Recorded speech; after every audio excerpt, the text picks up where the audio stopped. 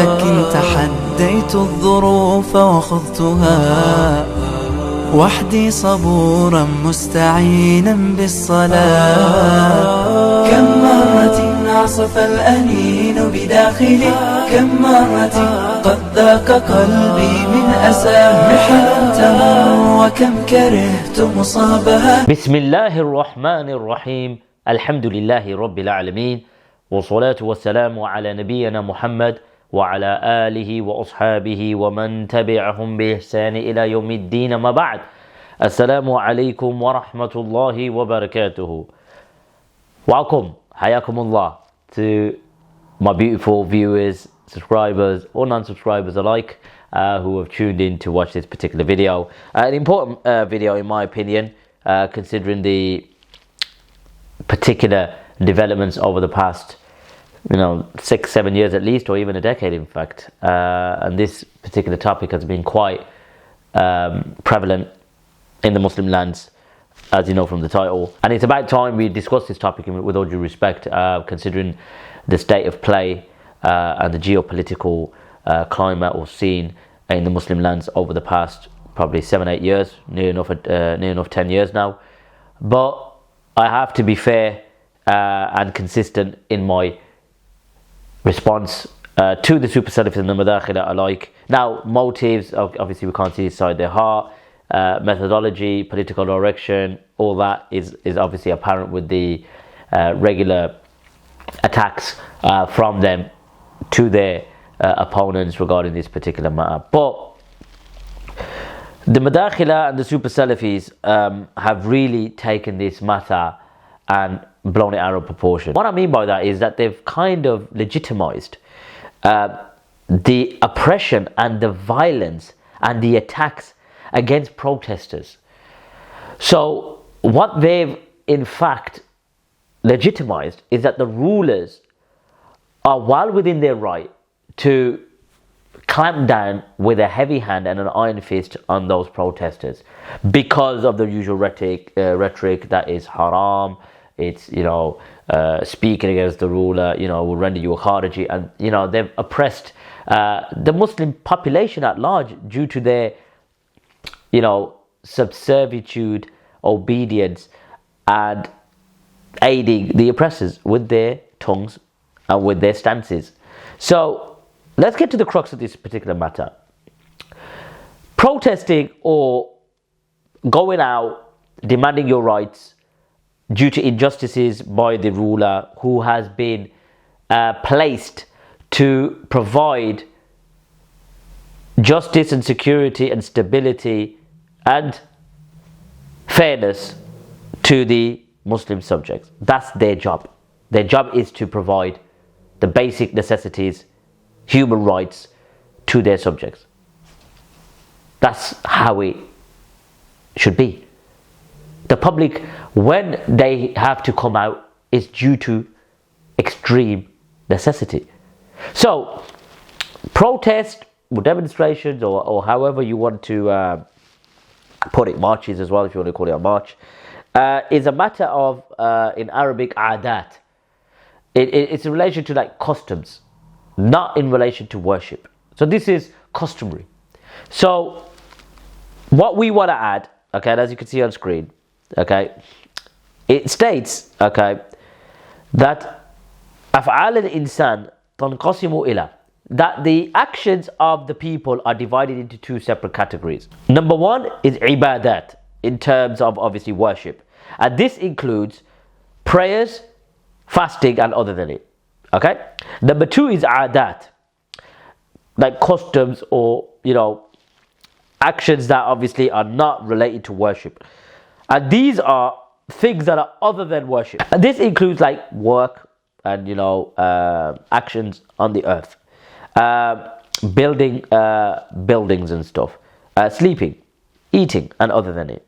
And basically it says that this cannot be done except by the legislator, or the one that enforces legislation, which is Allah subhanahu wa ta'ala. And then it states وَأَمَّا الْعَادَاتِ فَالْأَصَلْ فِيهَا الْإِبَاحَةِ, that it basically states that as for the customary things, that things that are other than worship, that the foundation of that is basically it's permitted.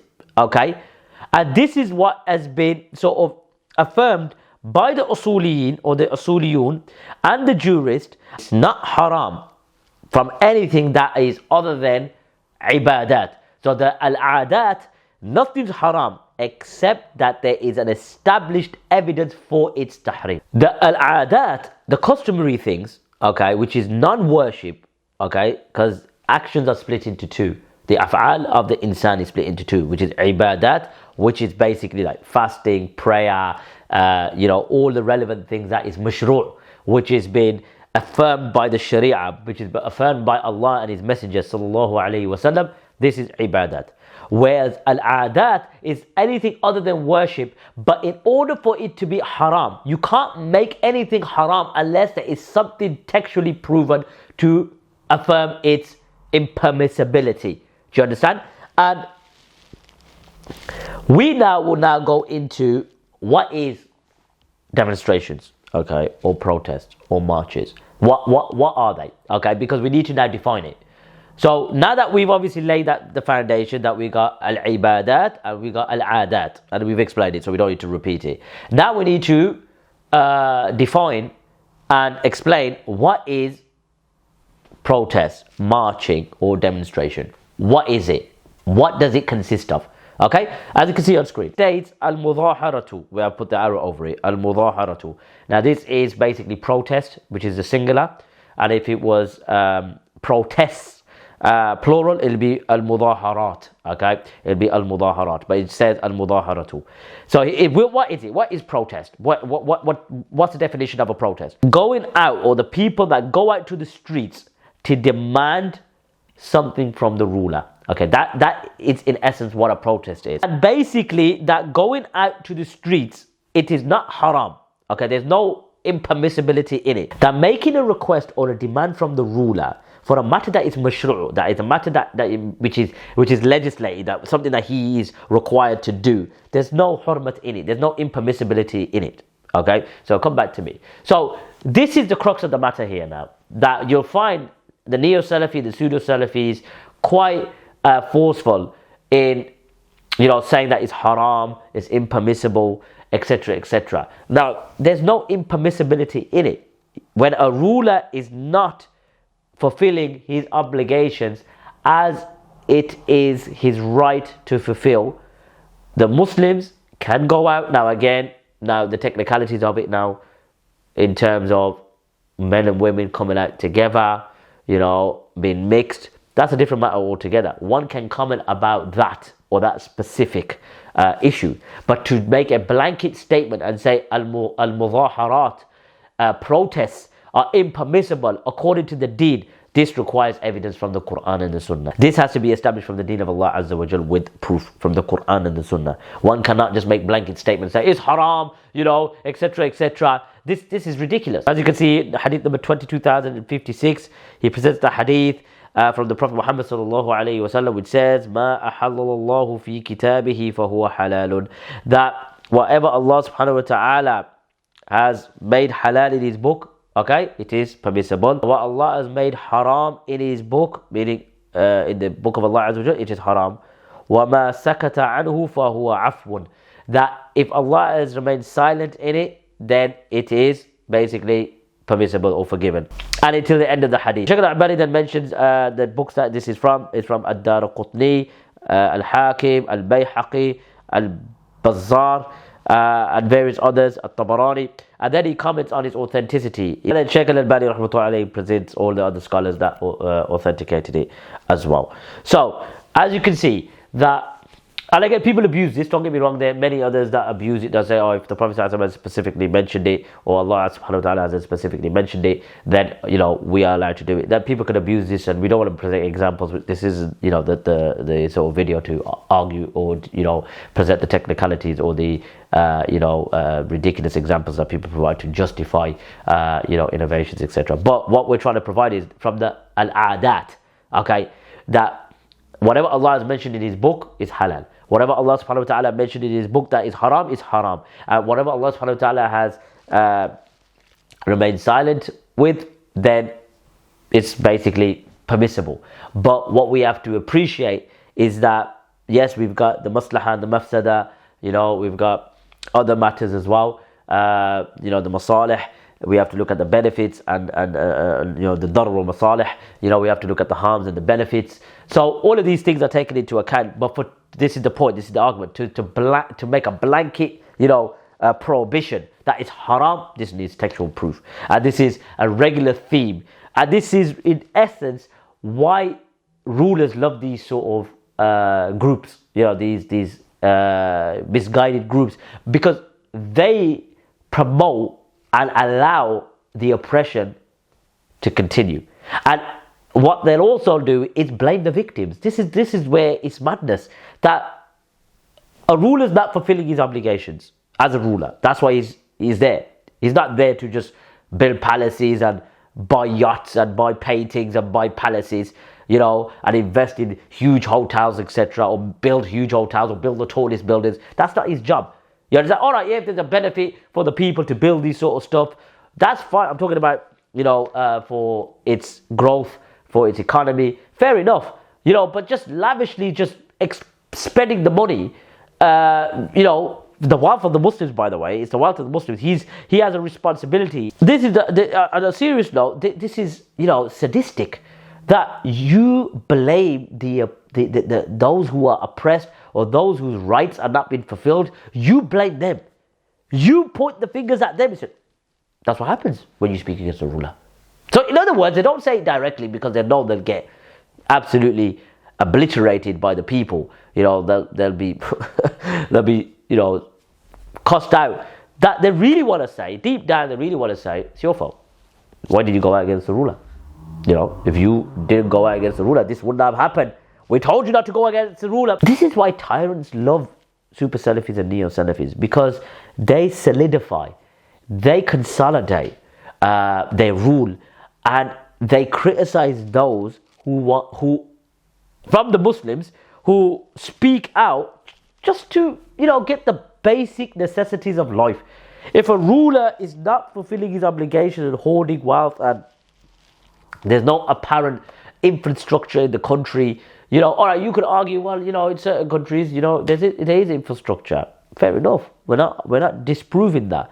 But those countries that are not so wealthy, even the wealthy countries, we don't want to go into that, like how they mistreat, migrant workers and all sorts of, we don't want to go into that. That's obviously another topic altogether, to be honest. But generally speaking, all right, leave the ones that are affluent and can look after their people to a certain extent, and then obviously the bridge between migrant workers and those who are actual citizens. we could talk about that all day. But those countries that are not so affluent, and you got rulers who are basically, since they come into power, the cost of inflation has just skyrocketed. Commodities are just going up, businesses are not flourishing, and they empower hoarding wealth, probably even but transferring money into overseas bank accounts. Again, I'm not going to, point the finger, because at the end of the day, it's all speculation, especially my country, Pakistan. That's all they talk about in the news. This leader took it, that's, I don't want to get into that. But if a group of people, or, a city or a province, have had enough, and they've tried to advise the ruler, and they come out and they said, we want our rights. It's a voice in unison. Where is this haram? Where is this impermissible? But no, rulers turn to you, and then when they turn to you, all of a sudden, religious legitimacy. No one can speak against us. No one can speak against us, because look at all of these ahadith. You can't speak against the ruler. You can't even criticize the ruler, even with your tongue. And then rulers say, what? Let's look after these people. You scratch my back, I scratch yours. But as you can see on screen, we got Ibn Taymiyyah's book, Majmu' al-Fatawa. Okay? So Ibn Taymiyyah, as you can see on screen, al-Wajh al-Thalith, on the third angle, he states that أن تصرفات العباد من الأقوال والأفعال نوعان. He says that the actions or the conduct or the behavior of the servants are from the statements and the actions, and they have two types. What are they? Shaykh al-Islam Ibn Taymiyyah rahmatullah alayh, he says, worship which rectifies your religion. Then he says, وَعَادَاتُ يحتاجون إليها في دنياهم. He says that, and the customs or the the sort of affairs that are customary, this is needed for their dunya. You see? So basically, I'll bring it back to me. So Ibn Taymiyyah basically says that the tasarrufat, how you conduct yourself, the servants, how they conduct themselves, are basically from their statements and their actions. And those are categorized into two types. The first type is worship, okay, which rectifies your religion, okay? So obviously, salawat, siyam, Saum, fasting, all of these things, Hajj, Afkar,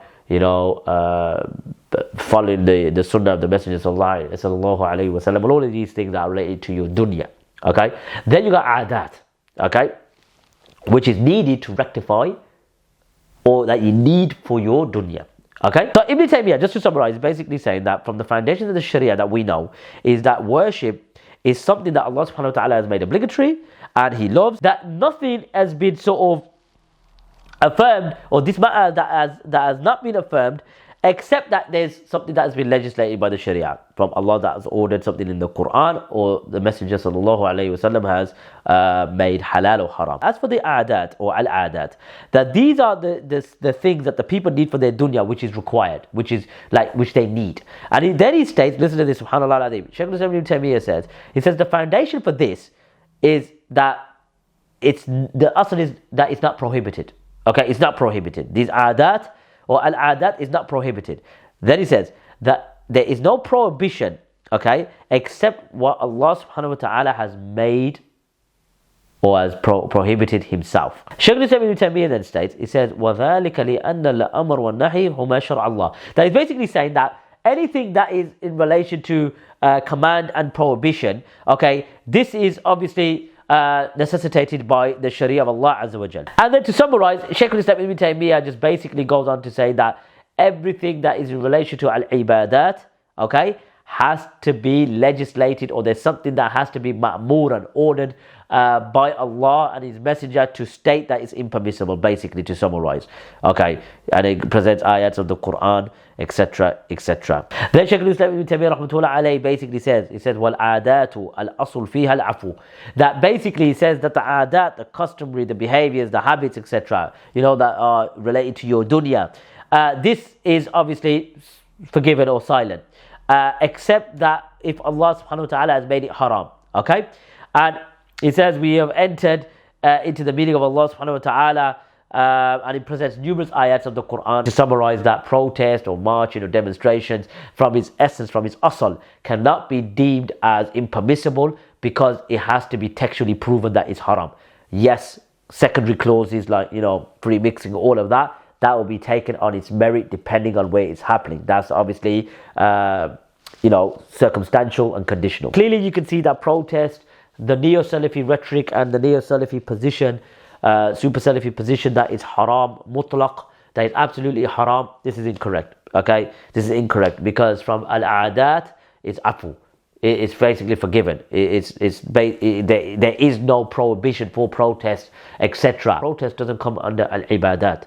Okay, because there's what Allah has legislated, there's textual proof for al-ibadat. It doesn't come under al-ibadat. Al-adat, in terms of customs, behaviors, habits, or however you want to translate it, then with all due respect, you can't make it haram based on al-adat. So what we'll do now is present some examples from the life of Shaykh al-Islam ibn Taymiyyah rahmatullah alayhi, in terms of mass gatherings, in terms of, because remember, protests, especially in our day and age, is in connection to the dunya, and obviously what we need now. If the rulers are not presenting or providing or giving the adequate resources for the subjects to live, then we've got the right to call them out for it. There's no problem in doing that. But we'll talk about now mass gatherings and bringing the people out in the time of Shaykh al-Islam ibn Taymiyyah rahmatullah alayhi. As you can see on screen, we've got the book Al-Jami'u li Sirat al-Shaykh al-Islam ibn Taymiyyah. This is like the biography of Shaykh al-Islam ibn Taymiyyah, and it mentions that it's been informed to Shaykh al-Islam ibn Taymiyyah that there was a gathering, okay, from al-Bidah or by al-Bidah, and people used to go to like this sort of pillar, okay, which is in Bab al-Saghir. Now, Bab al-Saghir is in Damascus, okay? Bab al-Saghir is in Damascus. So to summarize, he basically encouraged the people to go out there, okay? The brother of Shaykh al-Islam ibn Taymiyyah, etc., etc. And they went out there in a group, okay, to demolish it. Now remember, Shaykh al-Islam ibn Taymiyyah is not part of the government, okay? This is the Amur that is required for the state to intervene. So if you went to the state, got them involved, they could deal with that matter, okay? But Shaykh al-Islam, he says, but Shaykh al-Islam gathered the people and said that basically the gist of it is they went there to break this particular amud, this pillar. And listen to this, it says فَاجْتَمِعُوا مَعَنَا خَلْقَ كَثِيرٌ, that a lot of the people gathered to go out, okay, to go out and destroy this pillar. So basically they stated that they went there, okay, to with a huge number of people to break this particular pillar that al-bid'ah have erected. It's there on screen, you can read it. I don't want to sort of go into it too much, okay? There you go. So as you can see on screen, we've got the book Al-Amru bil-Ma'rufi wa Nahya 'anil Munkar. This is by Al-Khallal. And it basically, to summarize, it says that a man asked Abi Abdullah, which is Imam Ahmad bin Hanbal, rahmatullah alayh, that about a man that listens to munkar, okay? That listens to munkar, basically in the neighborhood, and there's certain neighbors that do so.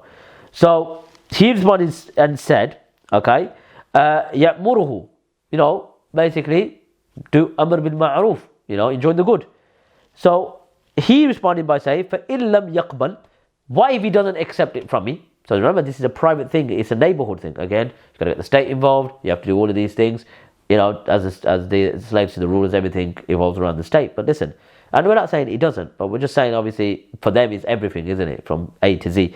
Then Imam Ahmad responded by saying, he asked by Imam Ahmad saying, what if he doesn't accept? Like, I'll do Amr bil Ma'ruf, but what if he doesn't accept or listen to me? So Imam Ahmad responded by saying, gather your neighbors, okay, وَتُحَوَّلُوا عَلَيْهِ. And basically this, when he's got the number one, it says in the footnotes that this is to basically kind of like scare or, make him panic, put fear into him basically. So he stops, doing it.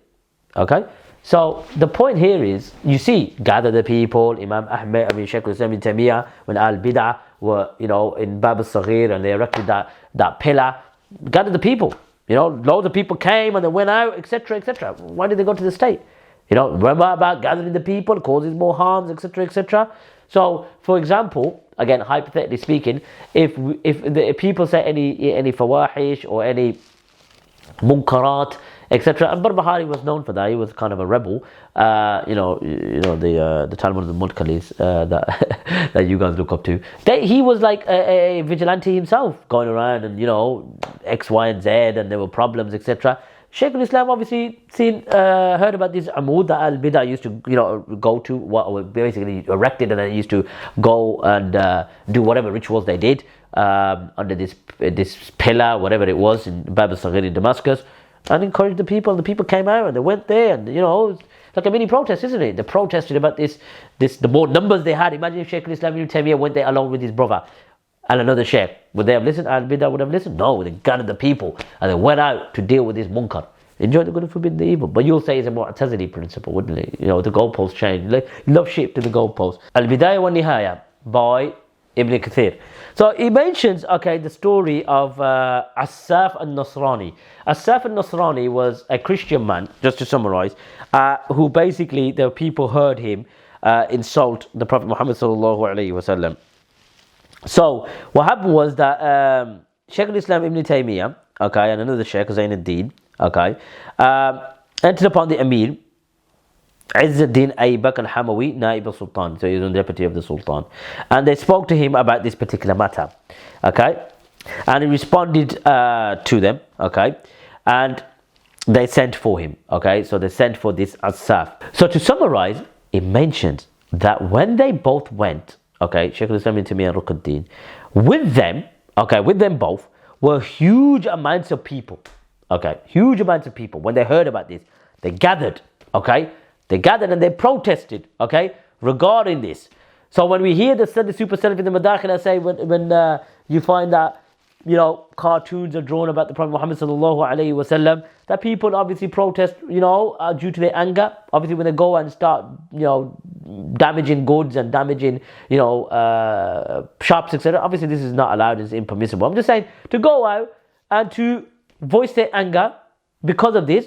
In the time of Shaykh al-Islam ibn Taymiyyah, this happened. He says that huge amounts of people gathered with them. The Shaykh al-Islam ibn Taymiyyah and the Shaykh Rukn al-Din, who was an alim and a Shaykh from Dar al-Hadith. Did he say, no, go back, this is going to create fawda, this is going to create mashakil, this is going to create, other people to join us and create instability? No, this is obviously a protest to voice their concerns. Mushkila. This is from the al-adat. Anyway, so then he mentioned that the people saw Asaf when they obviously approached him, and one man from the Arab was with him, and they obviously insulted him and cursed him. Okay, so the man basically from the Arab that was with Asaf, he said, "Huwa khayrun minkum." This Asaf is better than you. So what happened? Obviously, it says Yani and Nasrani, meaning Asaf. He states, Subhanallah al-Azim, he says, "Farajahum an-nasu bil-hijara," that the people then started pelting them with stones.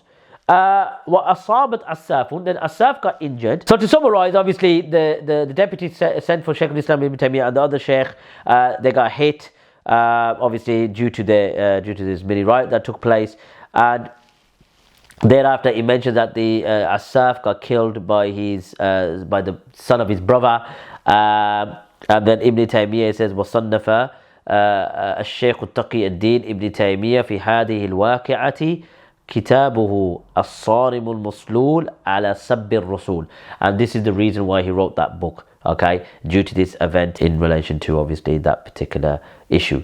So as you can see on screen, this is from the book Al-Kitab Al-Mudaharat Al-Silmiya by Abu Shuja' Al-Azhari. That's what I read at the start. I should have mentioned that at the start, to be honest. It mentions that it's not from the Sharia of Allah Azza wa Jal that prevents anyone to come out from the Ummah, okay, if they've been oppressed, by the Hakim to the streets to demand the ruler to remove oppression, okay, and to establish the truth or to establish their right, okay. Nothing prevents it from the Sharia.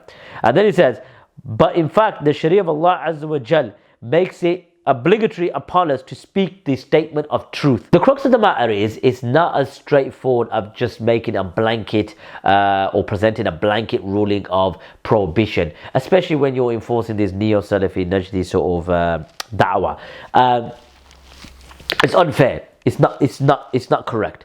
And this rhetoric has been consistent by those who have pushed this agenda, that any form of protest against the ruler who's oppressive, who's not fulfilling his duties, who's not providing basic human rights, this equates to rebelling against the ruler, in the sense that you're taking up arms against him. This is absolute nonsense. And anyone that pushes this agenda is either a subservient slave of those particular rulers that we mentioned earlier, or two, he is completely ignorant of making or following on, really, because most of these neo-Salafis, pseudo-Salafis, super Salafis are ignorant, because they just parrot what the ulama, like ulama is only restricted in the Gulf or Saudi Arabia, here, what's it called, the Hayatul Kibar al-Ulama or Umala, but that's the real issue here, that they've played the people for so long. And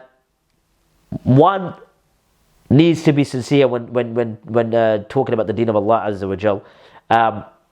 We're not calling for protests, we're not calling for demonstrations, we're not even calling for khuruj, all of these matters. All I'm doing, because people are saying, well, Hajji, you're talking about all of these matters, but then you're saying it's better not to do it, etc., or you're saying with demonstration and protest, avoid it if you can. That's my opinion. Avoid protests and demonstrations. It's not, look, the normative position isn't to protest.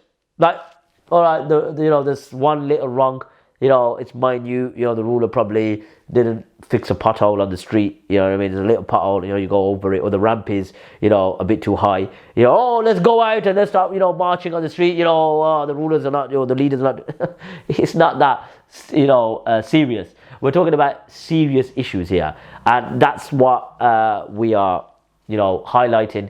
The rulers have a duty and an obligation. They've been put in power for a reason, not to just basically hoard wealth and just live a lavish life. Power, is also a drug, isn't it? So no, this is untrue, and we are the first people to obviously be fair. We're not calling for protest. I would say to those who protest, please follow Shari'i conditions, you know, where, especially in the Muslim lands, again, where we're talking about protests elsewhere, that's irrelevant. We're talking about those, because that's where the issue is, isn't it? That, you know, protesting in the you know, the Muslim lands, you know, it's not allowed, you know, going against ruler, rebellion, khuruj, rulers. Calm down, lads, calm down. Your rulers are not your holy grail. Chill, relax. And to be fair, all these Madkhali super Salafis in the West, they're not your rulers, mate. Your rulers are either in, you know, wherever you are, in Canada, America, Australia, or Britain. They're your rulers, mate. These ones in the Gulf, they're not your rulers, son. Relax, take it easy. So I just want to bring clarity to this matter. Also, I'm going to be responding to a podcast that's been announced by Ustad Abdul Rahman Hassan, Hadahullah wa iyana. The reality is that, you know, it's the Holy Grail. 15 hours I've been told, so yeah, I'll be watching all of it. So I've got a script already ready, you know, what I left behind. I told you, you know, I'm playing chess, they're playing checkers, and again, don't stop putting ruling on me. Oh, Hajji plays chess, oh, haram. Relax, it's metaphorical. Chill out, lads. But there'll be a response to that as well. Again, it's all psychological, isn't it? Oh, 15 hours, you know what I mean? Don't worry, I'll watch every single minute of it. Bi'idhnillahi subhanahu wa ta'ala. Don't worry about it. Any technicality you throw, we'll highlight it, and we'll, like we've already done. So, like I said, it's to manifest the deen of Allah Azza wa Jal. It's not a personal thing. It's not done to obviously belittle anyone.